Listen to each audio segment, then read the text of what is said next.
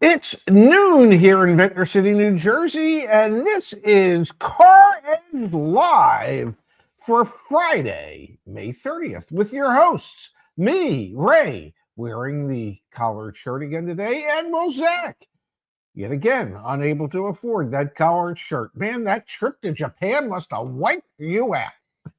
Indeed. All right, folks, happy Friday to y'all. My dad and I want to take a moment to remind you that CarEdge.com. Yes. Go ahead, do me a favor here. Go to your Google machine, type in CarEdge, and go to CarEdge.com. We have built out the most comprehensive set of tools, services, and resources to help you buy a used or new vehicle, as well as car leasing. And I must remind you that we have a 20% off promotion that ends at the end of this month, which last time I checked is end of day tomorrow. 20% off CarEdge Insights and 20% off our car buying services. You don't want to do the hard work, which is very hard. Let us do it for you. Check it out back at CarEdge.com. May I share something with you? Go for it, Dad. I believe I heard from your staff that they're actually carrying that Insights and that percent off until June 2nd, just like all the factory incentives. Love the way that sounds. Dad, the big story this morning. Yes. Car dealers are actively out there dumping their inventory at the wholesale used car auctions. The car market has flipped. We talked about the reset a little bit yesterday. We've got more data, anecdata, showing what's happening in the real world. Let's pull that up on the screen and let's review some of these text messages we got from our industry insider, Igor, at the auctions bright and early this morning. We're going to start here. Zach, your local dealer from Virginia is here. Ted Britt is dumping Ford and Chevy inventory, and they also are dumping inventory today in Pennsylvania. Manheim Auctions is what they told me. Massive sell-off is what they are doing. Dad, you ran dealerships for so long. Why do car dealers dump cars at the auction? What is going on here? We got more examples from Igor in just a moment, but what is going on here at the highest level? Well, running a dealership is a very cash-intensive thing. And cash flow is extremely important. Now, I'm not suggesting for a second that Ted Britt and their pretty large organization is having cash flow issues. They are probably not. What they are doing is they're looking at their inventory positions and saying to themselves, we could hold on to this with the hopes that we find a buyer or multiple buyers in the near future, or we can take the stuff to the auction, know we can turn it into cash today. And I think what they're looking at is the fact that some of this inventory is probably so aged and they know they're going to take a loss, but they're willing to bite that bullet in order to relieve themselves of this aging inventory. Look at some of the other insights Igor was able to share with us. Hummer EV models took a huge hit, and there's dealers who are dumping inventory that they got 2 years ago. So to your point, aged inventory, and paid over $200,000 for them. They held the inventory for over a year with hopes it would go up in value, and are now taking over $120,000 to $140,000 losses on them. I talked with one dealer who said his dealer principal, the owner, wouldn't allow the dealership to sell at a loss when they had a decent retail offer, and now they are here taking huge losses on wholesale prices, bigger than they would have if they retailed them at the store when they had a customer on it. That is the reality. That is the absolute reality, and a not so gentle reminder at the retail level, at the dealership level, that when you have a customer who is front and center and ready to buy something and take it off your lot, and sometimes when you look at market conditions and you realize that, well, these EVs aren't selling as quickly as we had hoped, that you are better off selling it to that retail customer, even at a loss, with the hopes of mitigating that loss through the F&I department when they finish up the paperwork, and creating a new customer for your parts and service departments. By not doing that, by being so strict about what you're looking at, it ends up costing you hundreds of thousands of dollars instead of maybe 10,000 or 20,000. You know, I have shared this story with you before about the Acura SLX, which, as most people have no idea, was an SUV that was an Isuzu. It was a rebadged Isuzu Trooper. Anytime we got one at the Acura store, it was like a boat anchor. Okay, you knew that it was going to take you forever to sell it, and B, that you weren't going to make any money on it. So I'll never forget a day when we had just received one. One of our good customers came in and he said, "I'll buy that right now." And he named the number. The number was $5,000 below our cost on the vehicle. And the area vice president and the general manager of that store at the time said, "Give us a moment." They discussed it behind the curtain. And they came out and they said, "Congratulations, you just bought yourself an SLX." Because their theory was, I'll take the $5,000 loss today, then pay the floor plan charges on this for a year, and then take an additional $5,000 loss at that point in time. So, Dad, what you're saying here is this has been going on in history. This is not the first time this has happened. This has been inventory management that dealers have faced in perpetuity. And yes, it's happening very acutely right now, which is fascinating because it's been very volatile. Even just a couple of weeks ago, yes, the new car market, the used car market, hot up and to the right. Now, already, all of a sudden, we're seeing the pullback in demand and the impact of some of these decisions. Obviously, EVs might be a little overstated because the demand there has been, really falling for a period of time. I want to go to the CarEdge search though for a second, and I want to pull up this Hummer EV. There are 7,183 new Hummer EVs for sale nationwide, and I just want to pull in here. Let's look at the first one. 120 days on the market, 129 days on the market, 129 days, 55 days. All right, so some new ones in transit, even this one. Let's click on this one right here. What I want to look at, you already know where I'm going, is I'm going down here to the market days supply, 123 days supply. That's high. Yeah. That's high. That's higher than where GMC and Hummer want that to be. And let's go back and let's click on an even more expensive one. How about this first one? Well, click on a 2024. A 24, yeah. Let's see here. Only a 78-day supply, so they must be incentivizing the sale of some of these lingering 2024s, but still, even at 78 days, that's not like a vehicle that's flying off the shelves like some of those Toyotas and those Lexuses. Let's come back over here, though. We've got more insights from the auto auctions. The best buys today are actually EV cars for sure. I got two already, 2024 Porsche Taycan GTs for under 50% of their original value, and a 2024 Audi e-tron GT for under 50% of its original value, both with less than 7,000 miles. 50% depreciation on under 7,000 miles in 1 year. More than 50%. Because he got it for less than 50%. Waiting on a 2024 Cybertruck to come through the lane with 1,100 miles, so I can still snag it for $67,000-ish. And Infiniti, Dad, Infiniti and Nissan, we've been talking about these brands ad nauseum. Infiniti cars are everywhere. Yes. Every lane has Infiniti cars running, and they have a dedicated lane today just for Infiniti, still allowing Infiniti running in the other lanes. New cars with stickers still. Nissan and Infiniti need to get their act together because their dealers are dumping new cars at auctions. So are their financial services companies like Nissan Motor Acceptance Corporation and Infiniti Financial Services as well. What does that mean if we're seeing the manufacturer's captive finance arm putting vehicles at dealer auction? Well, it would indicate to me that if Infiniti Financial Services and Nissan Motor Acceptance Corporation, if they are taking brand new vehicles to the auction, that would indicate to me that these are vehicles that have been repossessed from their dealers who are out of trust. What does that mean? It means that dealers who have floor planned their vehicles through Infiniti Financial Services or Nissan Motor Acceptance Corporation, and the agreement is once they're sold is to pay them off within 3 days, that those dealers are not doing that. They're holding on to the money instead of paying off the loans on those vehicles. So Nissan's going in and repossessing their remaining vehicles.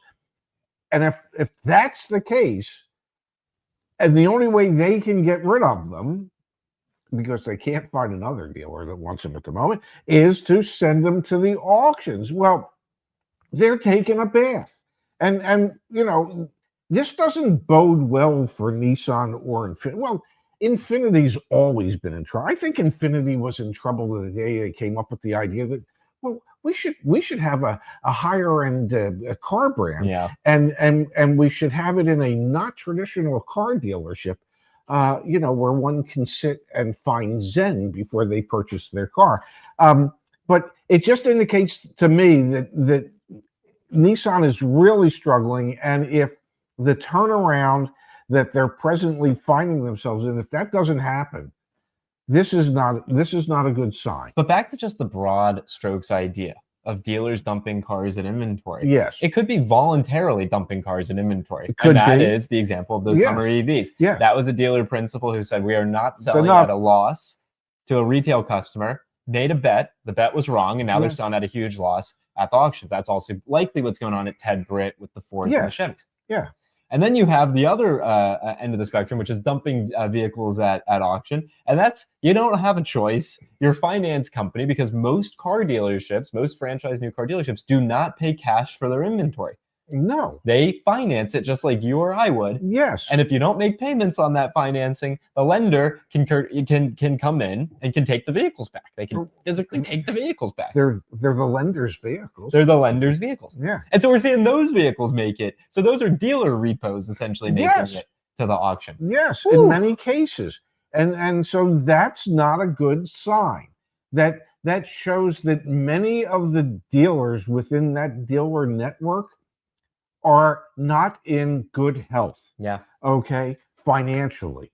If a dealership is selling cars and not paying them off to their floor plan company, because as I said before, cash flow is king, is so important, and they just don't have enough cash flow to do it. That indicates that the dealership is undercapitalized at the moment. It just indicates they're in some trouble. Now, Pops, our community not in trouble. And before we go to this segment, I'm going to ask, can we move the mic? Because I see it getting swallowed. Physically yeah, exactly. Well, I say you put it here. That's because I got a huge shitty. While you're moving that over there, Dad, I want to make our community aware of an incredible offer. Data brokers. They're out there and they're selling your information. This side, because remember you're talking to me on this side. Data brokers. They're out there and they're selling your information online, and anyone can buy it. Things like your phone number, your social security number, your home address, and more are sold online and quickly, Pops. They're available to marketers, scammers, and everyone in between. Oh, I hate those people in between. And mirrors, I know it's a mirror image. Why is that so hard? Because it is. You have to do it backwards from what you see in the mirror. That being said, Dad, Delete Me helps you take control over your data. Delete Me removes your personal information from hundreds of data brokers on your behalf. And you can get started today with 20% off. Just use the code CarEdge at checkout or click the link in the top of the description. Join deleteme.com/CarEdge. What you're looking at on the screen is my personal Delete Me dashboard. You can see every single month Delete Me is reviewing tens of thousands of listings and pulling my information off the interwebs. And yes, my dad uses this as well. All right, one more logistical thing before we go back. It's hot as hell in here. Can I turn the AC on? What? I'm hot. The answer is obviously yes. Why are you looking at me like that? Well, because I'm not hot, but you are. So you're going to deny me? How can I deny you? I mean, my goodness gracious, you're my son. I'm supposed to give you everything that you ever wanted and more. Did you turn it on correctly? I hope. Yeah, we'll know in a moment. Well, here, I'll grab an ice cube too. Did you put it on it's on AC? Yeah, it's on. Okay. All right, you're running solo, but they can still hear me. We're running solo because Zach is looking for ice cubes. Yeah, it's on top shelf. And open the door all the way. Thank you, buddy. Yeah, boy, I forgot that Zach overheats in my apartment. Perhaps. Okay, so we're talking about the reset, Dad. Oh, we're talking about all these vehicles being dumped at the dealer auction. We've only focused on new cars. What did Igor share with us about the used car side of things? I heard a lot of repos. Yes.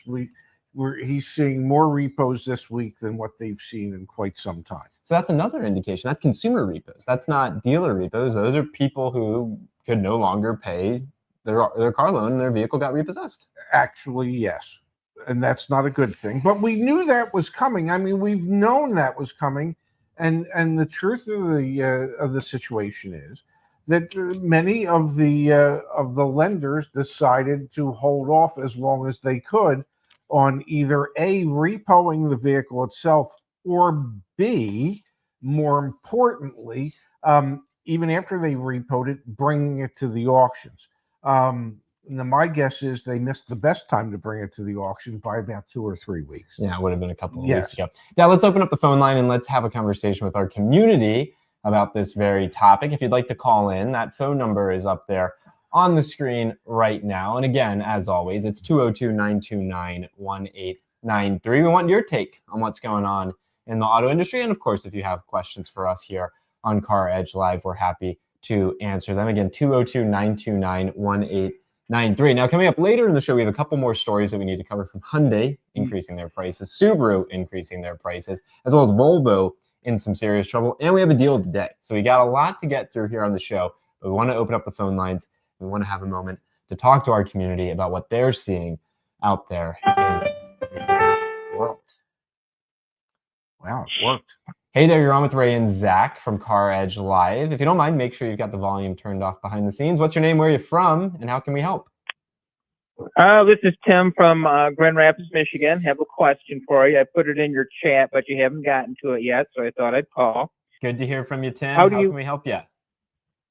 How do you work a new car deal if your local dealer or dealers have met their quota for the month or maybe the quarter? Go find a dealer that has it. That dealer does exist, and it might not be quite as local. Perhaps you have to go a little bit out of your comfort zone as far as how far you're willing to travel to a dealership in order to be able to find the right deal. And what vehicle are you looking for, Tim, just out of curiosity? GMC Terrain.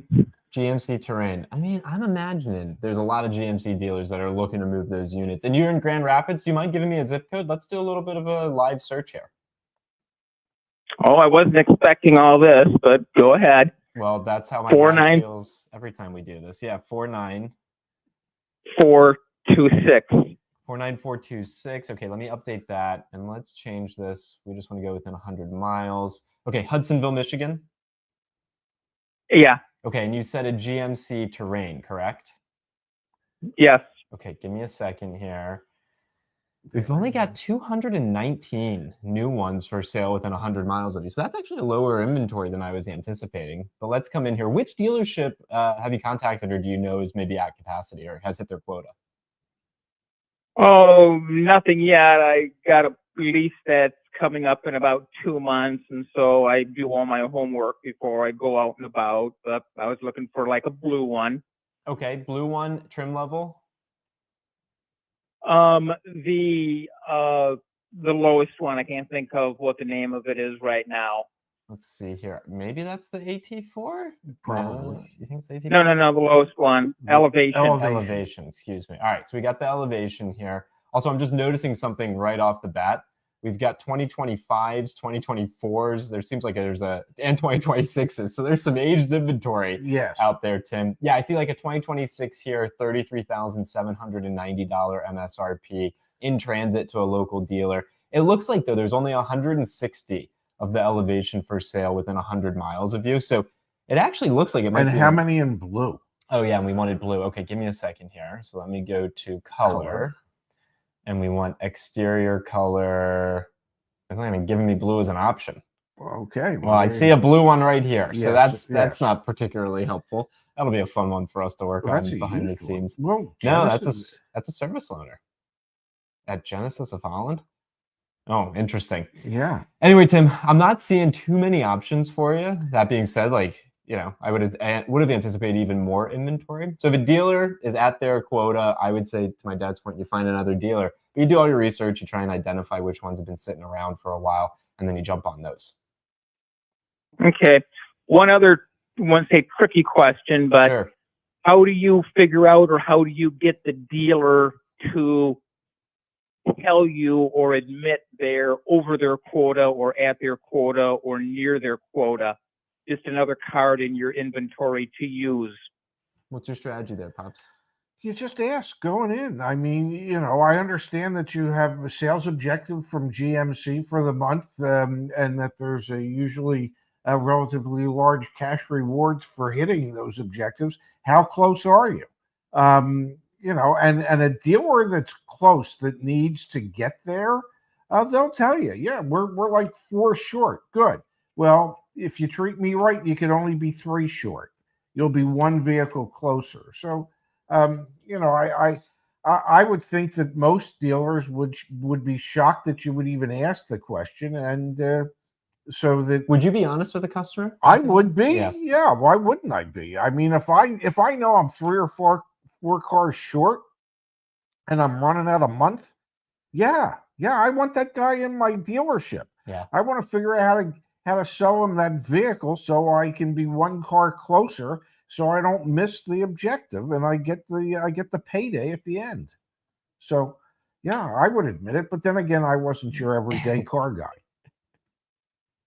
And GM quarters run every 3 months or every 4 months, because I know there's quarterly bonus incentives too. So is that 3 months or 4 months GM operates on? Typically 3 months. Yeah, it's gonna be every 3 months, and like we always preach, end of the month, end of the quarter, end of the year. And you go in, you ask that question. Obviously, the longer one's been sitting there, the bigger deal you'll be able to get. Tim, thank you so much for calling in. Thanks so much for being a part of our community, and thank you for giving us a chance to try and help here. Let us know what you end up doing. When's your lease come due? A couple of months. Perfect. We'll still be here, so you'll have to let us know what happens. And I guarantee I'll still be in my condo. Okay. Well, thank you for answering. Thank Have you, a nice Tim. day. All the best, Tim. Thanks so much. All right, that's always so fun. Again, the phone line is 202-929-1893. Would that be 202-929-1893? Come on, say it with some enthusiasm, young man. Yeah, 929-1893. Yeah, it's 202-929-1893. Please call. Hey, you're on with Ray and Zach from CarEdge Live. Do me a favor, turn that volume off behind the scenes. What's your name, where are you from, and how can we help? Hi, this is Jeff. I'm always in the chat as Lumber Jeff. Lumber Jeff on the line. Nice to hear from you, Jeff. How are you? Great. How are you guys? Doing fantastic. You're getting a special treatment in the banner. Lumber Jeff with an exclamation point. Yeah. What's going on, Jeff? How are you doing? Great. And I wanted to thank you guys. I just came across a Toyota Hybrid RAV4, and I resubscribed to Insights. Justice helped me get a little discount because I had signed up just before your discount. I want to just thank you guys because you guys really have helped me kind of live out my values. I was looking for, safe vehicles for my 2 kids at a fair price, and I wanted to use small kind of family-owned dealerships. I like that. And so I really want to thank you guys for providing all the information you do and being entertaining while you do it. Well, thank you, Jeff. That means a lot. One of my theories in life is that we can actually be educational and entertaining at the same time. And so the fact that we're able to help provide people like you and everyone else with the information they need in order to level the playing field, so to speak, when they go to a dealership, it just means the world to us. And the fact that you wanted to support a local business means even more to me. I mean, I've worked for both mom and pop organizations and some of the large, the Penske organization, which is pretty large. And, it means it means a heck of a lot more to the local mom and pop dealership than it does to the Penske organization. Yeah, and also the information that you guys have given out over the last 2 years, it's really helped have more amicable conversations than I had about cars in the past at dealerships. To know, where to come in on the pricing, that you can get to a good deal in a quick way, it's just so valuable. I save so much time. I save the dealership time. So again, I just wanted to thank you guys so much. It makes a real difference because my kids now have a little bit more money in their college fund. I have more money in the bigger fund. My wife has the minivan she wanted. So, it was big wins for us. Well, Jeff, means the world. Thank you for always showing up and being a part of our community. So grateful that we've been able to open up the phone lines and that you were able to call in and connect with us here. And, I think it's worth mentioning to our community, Jeff and I had a conversation maybe a couple years back. He tried to help me out personally with some of the product work that we were doing. So really kind man, and really grateful that we've been able to help him and that he's been able to help us. So thank you, Jeff. Go enjoy your pre-weekend. You're 6 hours away, 5 hours away from the weekend. Go enjoy the weekend. And we feel touched by this. So thank you so much. Thank you, Jeff. Thank you. All right. All the Thank best. Yeah, look at us. Hey there, you're on with CarEdge Live. What's your name? Where are you from? And how can we help? Hey, what's up, man? This is Tone Talk. Antonio Moore. Hey, Antonio. Oh, man. Open up the phones, man. Yeah, It's such a good deal. How are you doing, Antonio? I'm all right. I was just walking through something with you guys to give you an example of a different kind of car, not issue, but car decision people have to make. Yeah, let's So hear it. basically, I bought a G70 back in I bought it back in 2022, but 2021 I leased it. End of the lease, I buy it out. So what happens now is I was looking at a GV70, right? Okay. Went down to the dealer. They offered me back an invoice. So they took it down from 60. I think it was a 2025, and they I guess upgraded for 2026. But this is a month ago. They offered me back an invoice, $55K on a $63K car at sticker. I guess it was like 63. Yeah. And 2.99 interest. Now the question becomes, do you want a paid-off car that's a 2022 with $30,000 and you know that what the miles look like, or do you want to instead take on still a $640 payment because they were going to give me $30 on my car? And so like you have this issue now where people like me that would buy a new car, does it make economic sense? It's probably something that you guys can't answer, but I thought it was good for the show. What are you thinking, Pops? Well, I'm thinking that, and I mean this in the nicest way when I say it, Antonio, you are one of the most thoughtful people, because I get emails from you all the time. You're one of the most thoughtful people that we get to deal with. And when someone like you suddenly, because my guess is 4 years ago, this would have never been a question to you. You would have just gone ahead with the new car. But because of interest rates and everything else, payments are higher today and everything's higher today. So that it is causing you pause to think, well, am I better off with a paid off car? I know everything about that car. I put every one of the miles on that car.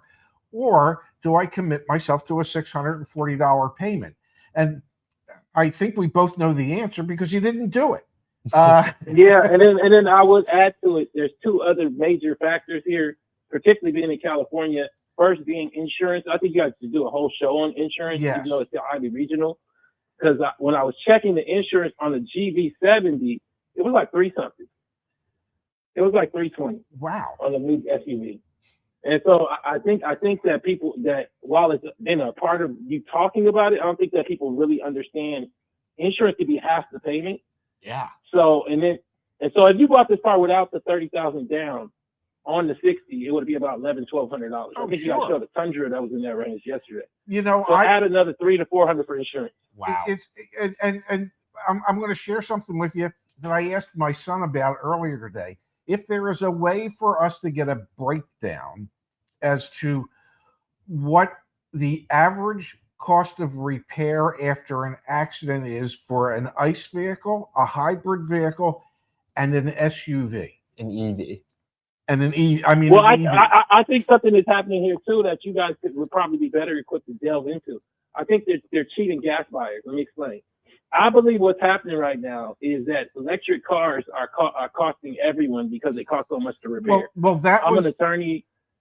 That was the point that was the exact point I wanted to make. I wanted to see how much more expensive it is to repair an accident on average on an EV in comparison to the hybrid or the ICE vehicle, and then extrapolate from that even though EV sales aren't moving as quickly as they would like, they are still moving upward. So ultimately, I think what we're going to find out is everybody's going to have to pay way more for their automobile insurance moving forward because of the ultimate cost of repairing an EV when it's had an accident. It will impact everyone. Well, given a simple addition, as an attorney, I talk to a lot of CHIPs, California Highway Patrol, and what happens with an EV is that even if you have minor damage, if you get damage to that battery, they have to replace the whole battery. I sent you guys an image where literally, I think car dealership guy shows expensive price on the battery. I'm going to show it later. Yep. But the other thing, and the other thing I wanted to say, there was a consideration for people that are in this situation that you talk about, where at the end of the lease they want to buy the car. A lot of us are not used to having used cars. Yes. So what happens is there are additional costs, because like what's weird about being a lease buy guy that goes into having an actual car is I haven't owned a car past 3 years in decades ever, really. And so what happens is a lot of people don't know you're still supposed to amortize the cost. You're not done with payments. You just have paid it all at once, and you got to like take $400 and come down on. You can't just say I don't ever want a car payment, and then you have that savings so that, take for instance, a spark plug job on my car is, when I went to the dealer for a V6, it's $1,200. Like oil change on that car is $120 with synthetic oil. I think a lot of people don't realize it doesn't mean you don't have other payments once you do obtain that used car. In fact, you might have more payments. Absolutely. In terms of maintenance. Yes. Well, hey, Antonio, appreciate you reaching out. Thank you for all the information you share with us. And so wonderful. After Lumber Jeff, who's someone who's so engaged to hear your voice, Antonio. Absolutely love it.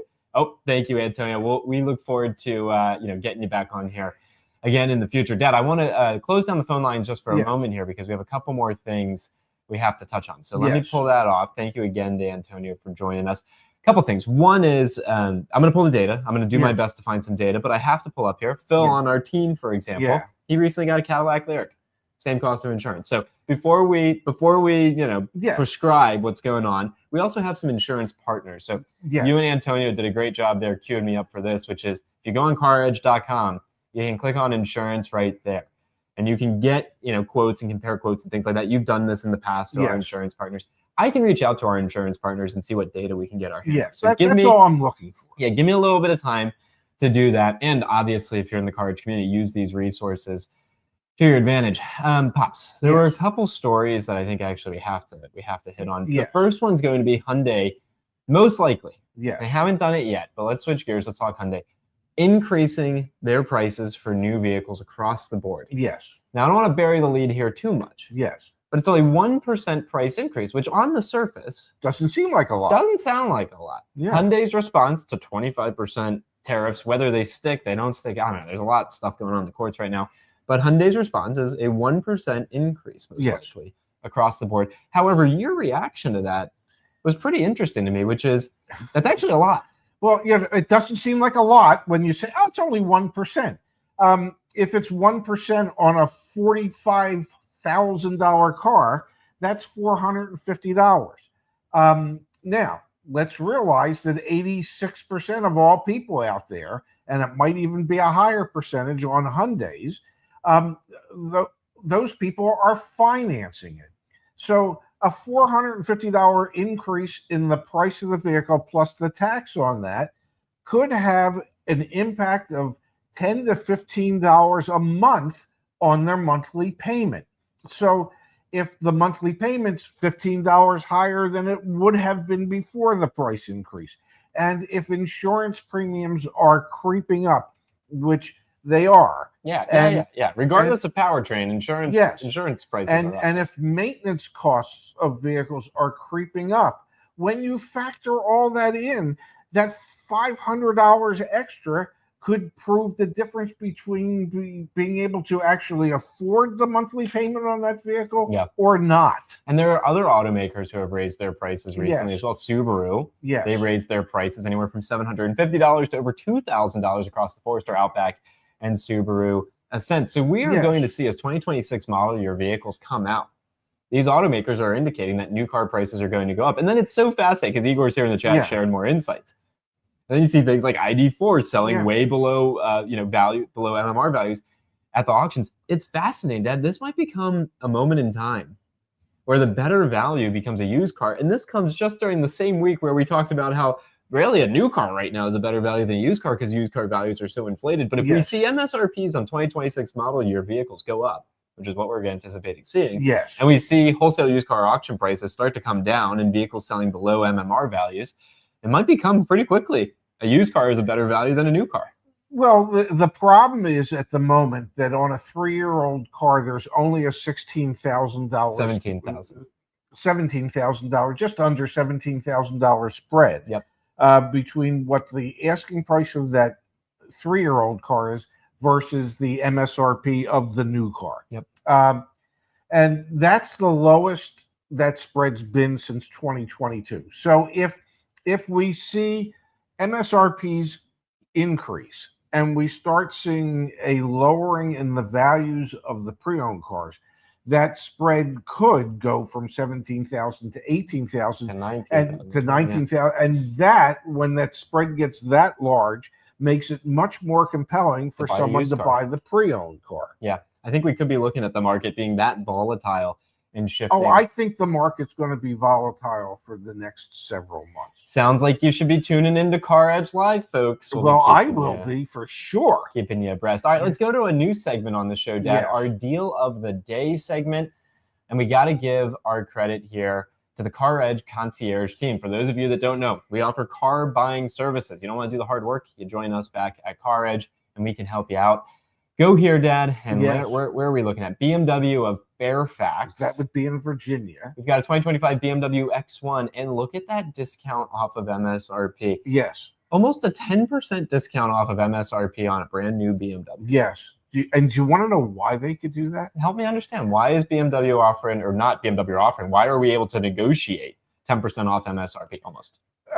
Because there's good factory incentives to the dealer, number one. But I want you to scroll down on that buyer's order for just a little bit and go down to where it says processing fee.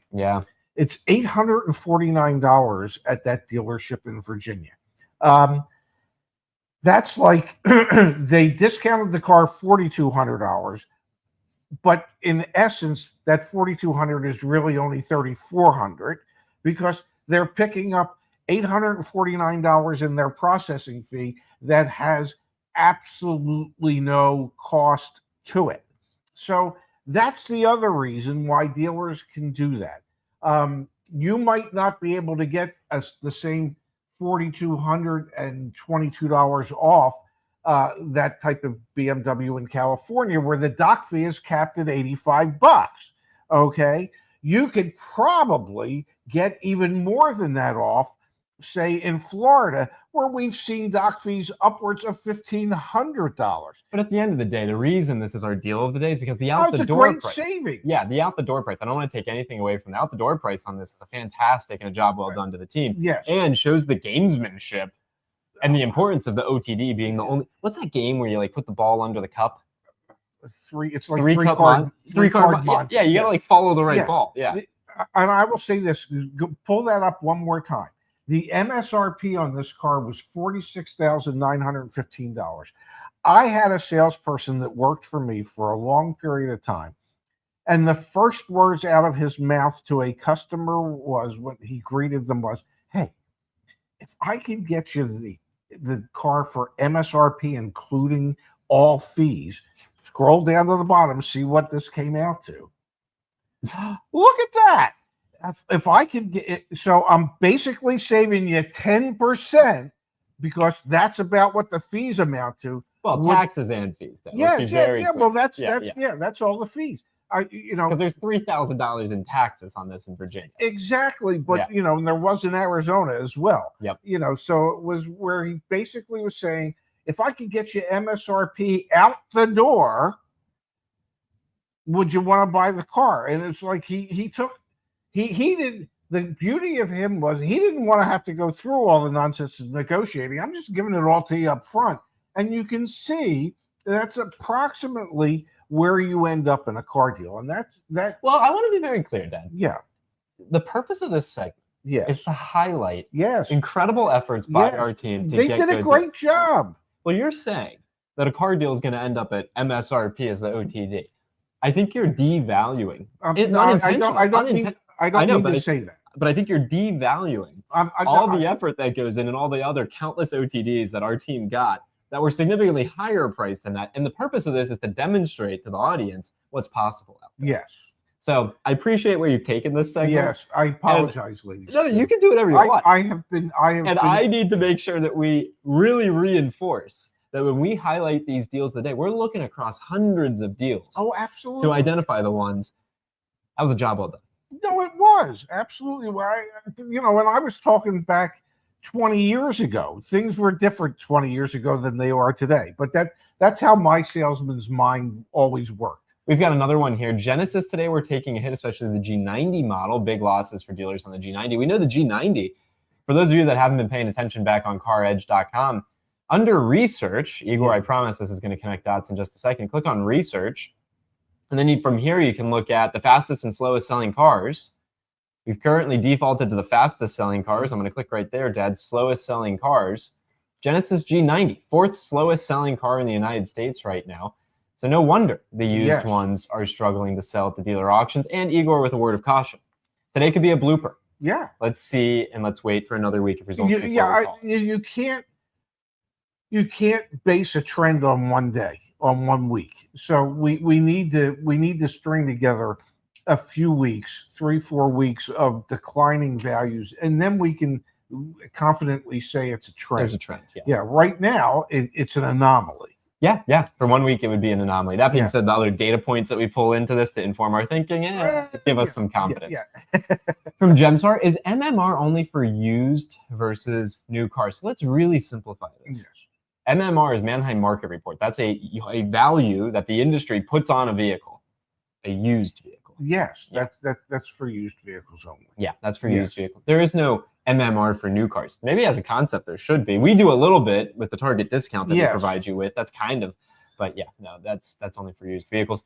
Running Through Life says Chevy dealership down the street from my house is still sitting on new 2024 Silverados. Yeah, there are still new 2022 Ram 1500s out there. If you really wanted to find them, they're out there.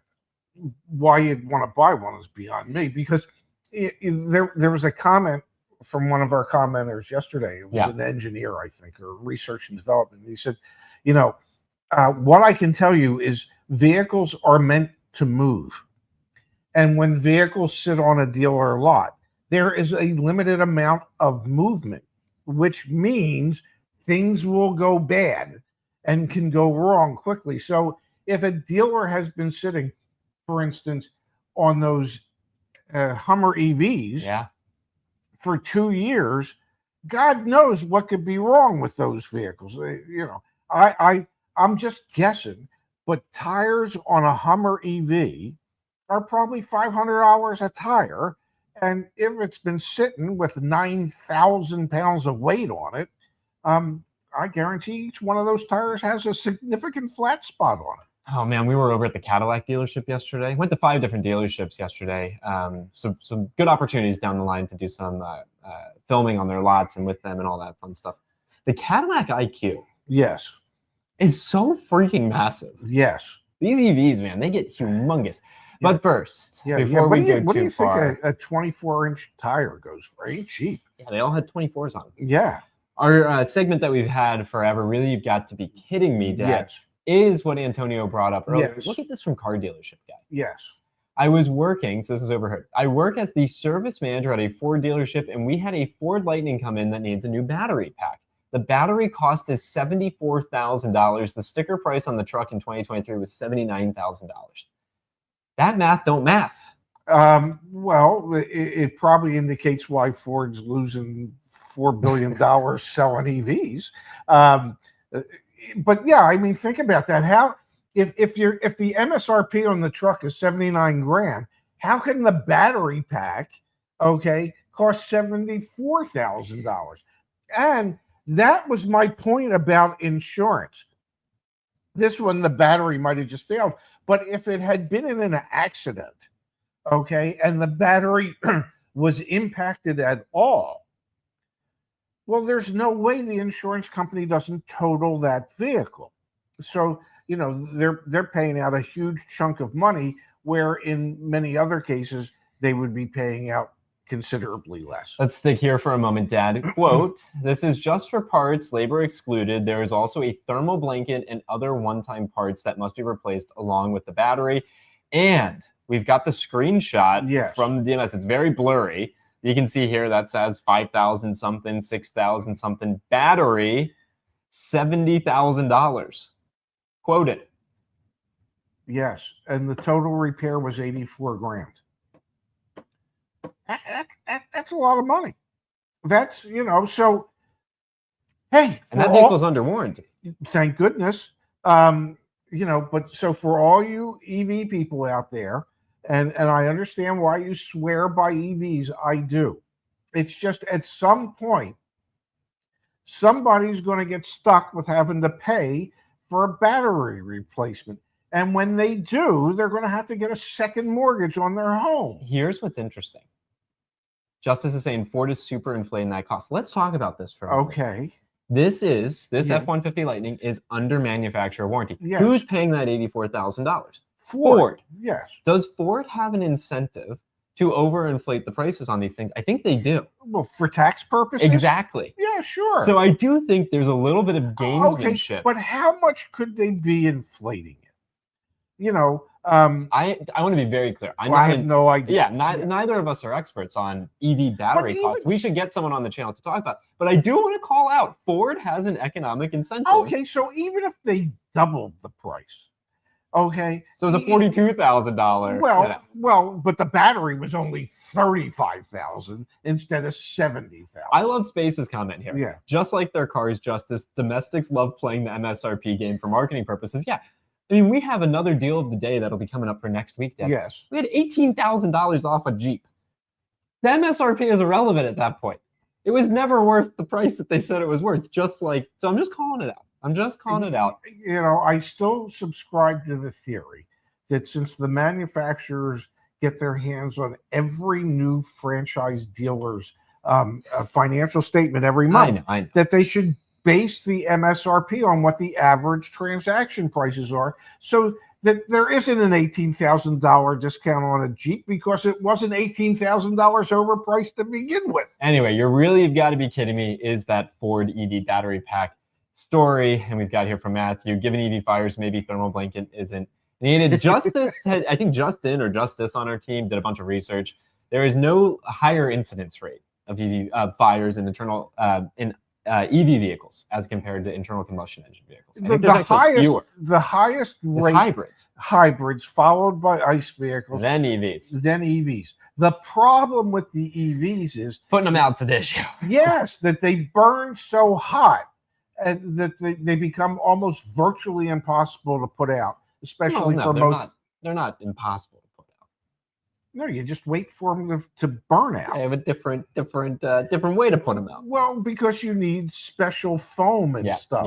Yeah. And a lot of fire departments might not have that readily available. All right, folks, again, if we can help you out with anything, it's CarEdge.com. We are running our 20% off promotion. So I just wanted to make everyone aware really quickly. Shop new, shop used. Those will take you to the car search. Research takes you to our research center. We built out an incredible research center with free resources for you. What's your car worth? What's my car worth? Yeah. That'll allow you to see the current value of your vehicle. Plus, you can track your vehicle's value into the future. Show you an example of that right here over in the CarEdge garage. You can see the future value of your vehicle, as well as your likelihood, your 5-year cost of maintenance and repairs, as well as your likelihood for a major repair. You can download your vehicle's Windows sticker right there as well, and get insurance quotes all from your CarEdge garage. So please, please, please use that. Insurance, like I mentioned earlier on the show, you can shop insurance rates from right there. And we have a partner on the warranty front vehicle service contracts as well. So please, guys, take advantage of what we have back at CarEdge.com. And if you know anyone out there who's buying, selling, researching, please make them aware of the channel and of the website. That's a show. We're back on Monday. I'll be back in Washington, D.C. You'll still be here in Ventnor City, New Jersey. Yes. That being said, yes, I think I'll probably be coming back every 2 weeks or so. So get used to seeing us together every once in a while. You're allowed. Yes, every time you come, I will be more than happy to try and find a hotel room for you somewhere. Not that I don't want my son to sleep here. If I had a second bed, I would. But I don't. Man, when you bought this apartment, yeah. Like we had a dog at the time, and you were just like, all right, screw it. You can deal with the dog. You got one bedroom, so we can't visit you. But anyway, we'll talk about that offline. We'll see you on Monday, folks. Yeah, have a great weekend, everybody. I'm sorry. Space One Saturday streams like the old time. Yeah, honestly, Mario, I was thinking about that. Especially if we're together. I think that's a no-brainer. Anyway, we're back on Monday. See y'all then. Thanks for being